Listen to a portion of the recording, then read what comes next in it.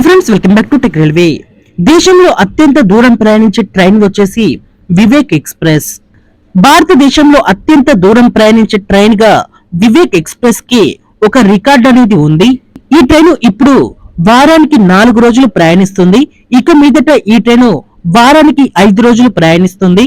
దిబ్రూగఢ్ నుండి కన్యాకుమారికి ప్రయాణించేటప్పుడు ఈ ట్రైన్ ఇప్పుడు ప్రతి మంగళవారం, అలాగే గురువారం, శనివారం, ఆదివారం రోజు అందుబాటులో ఉంది.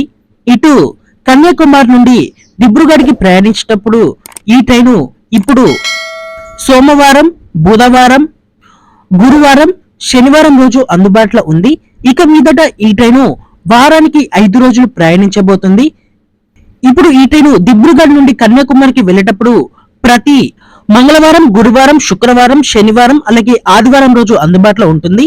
ఇటు కన్యాకుమారి నుండి దిబ్రూగఢ్కి ప్రయాణించేటప్పుడు ఈ ట్రైన్ ఇప్పుడు మంగళవారం, అలాగే సోమవారం, మంగళవారం, బుధవారం, గురువారం, శనివారం రోజు అందుబాటులో ఉంటుంది. అంటే ఈ ట్రైన్ ఇప్పుడు దిబ్రూగఢ్ నుండి కన్యాకుమారికి ప్రయాణించేటప్పుడు మనకి ఈ ట్రైన్ కొత్తగా శుక్రవారం రోజు అందుబాటులో ఉంటుంది.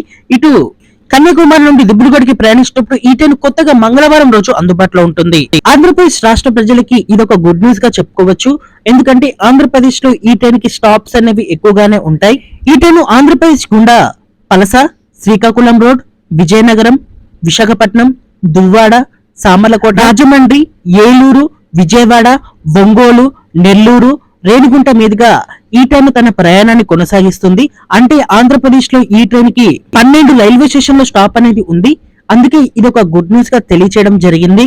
మీకు మరొక రోజు వివేక్ ఎక్స్ప్రెస్ ట్రైన్ అనేది అందుబాటులోకి వచ్చింది. ఇక మీదట మీరు ఈ ట్రైన్ లో ప్రయాణించేటప్పుడు శుక్రవారం, అలాగే మంగళవారం రోజు కూడా రిజర్వేషన్ చేసుకుని ప్రయాణించవచ్చు.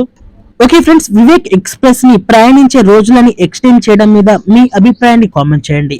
అలాగే మరిన్ని మోర్ రైల్వే అప్డేట్స్ కోసం మన ఛానల్ ని ఫాలో అవ్వండి. Thank you for watching. Have a nice day.